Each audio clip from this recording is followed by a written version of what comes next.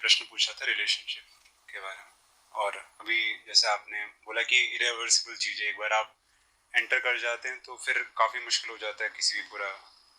तो क्या मापदंड होने चाहिए अगर कोई युवा है, आपको सुनता है और आपकी शिक्षाओं से जुड़ा हुआ है, तो किन मापदंडों पे उसे एक साथी तलाशना चाहिए, या फिर कैसे इस चीज़ को? नहीं, तलाशना ही नहीं चाहिए, मापदंड की क्या बात है।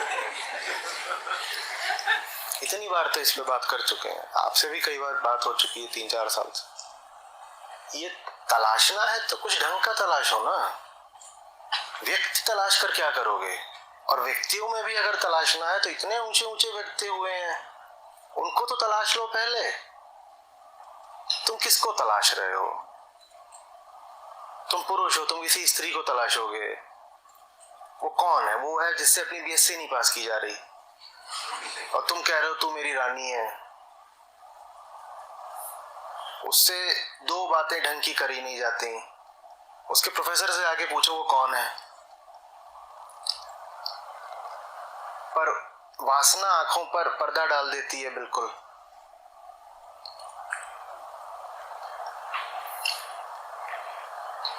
फिर उसको तुम कहते हो love is in the eyes of the beholder.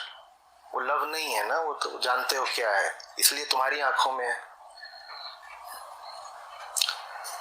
लड़कियों के भाइयों को बड़ा अचरज रहता है, क्योंकि वो जान रहे होते अपनी बहनों का हाल। तो जब उनका कोई बॉयफ्रेंड बनता है और उनको बहुत परस्यू करता है उनकी बहनों को, तो बहुत हंसते हैं। वो कहते हैं इसे कुछ नहीं पता, ये किसके पीछे जा रहा है ये बिल्कुल नहीं जानता, हम जानते हैं। जान तुम भी जाते हो, पर 2-4 साल लग जाता है, फिर पछताते हो। वो जो भाई है उसका वो सब जानता है। मैं कह रहा हूं तुम उसको डेट पे लेके जाओ, उसको खिलाओ पिलाओ, उसको पैसे दो, और उसको बोल अब बता दो अपनी बहन के बारे में। असली बात तो वो बताएगा।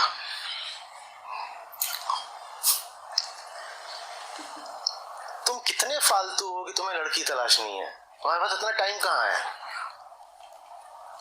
देखो, राह चलते कोई बहुत अच्छा मिल गया संयोगवश, बहुत अच्छी बात है, पर ये कोई मिशन, कोई प्रोजेक्ट थोड़ी हो सकता है। पर खेद की बात है कि 20 साल की उम्र पार करते ही और 35 की उम्र तक हिंदुस्तान की जवानी के 2 ही प्रोजेक्ट रहते हैं, एक लड़की दूसरा यूपीएससी, और ये दोनों आपस में जुड़े हुए हैं।